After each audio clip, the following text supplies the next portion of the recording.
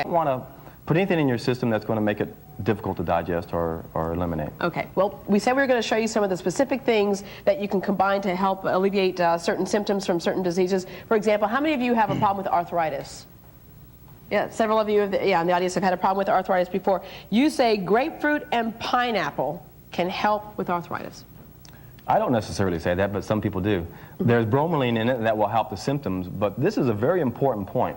We're too focused on symptoms. As opposed to everything is cause and effect. You don't start at step number 2, the symptoms, and that's what our medical industry does. They go straight to the symptoms. You got to go to the cause. So if you have arthritis, you don't want to get rid of the symptom by drinking grapefruit and pineapple. You want to go on a juice fast and get rid of all the waste matter. If you're going to do that, then drink some grapefruit and pineapple. Could you say some of that waste matter could be what's causing it? It is what's causing it. You bet it is. Now, the grapefruit will help eliminate the inorganic calcium deposits, which have an affinity for our joints, but so does uric acid, which comes from meat. So that's another leading cause. You know, pretty much most of our killer diseases are caused from eating meat, or heart disease, or cancer, arthritis, diabetes. You quit eating those and you won't have any of those symptoms. It's that simple. Now, that's not a very popular message, so don't let it overwhelm you.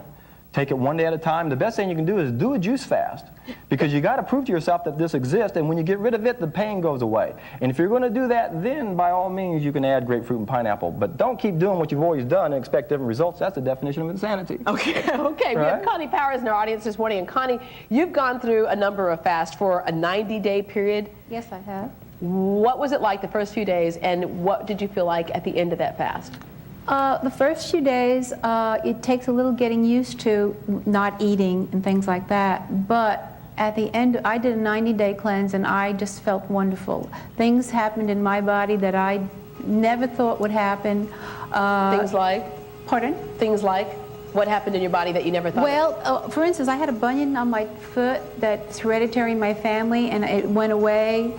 My hair, my skin. And there's one very important point about doing cleanses. It's anti-aging. You're really 150 years old, we understand. And, right. I'm 60 years old. You're how old? 60 years old. Well, I guess there is a point here, isn't there? Aging. Wow. It changed my life, and I owe it to John Rose. Yeah, and John, how often would you do this?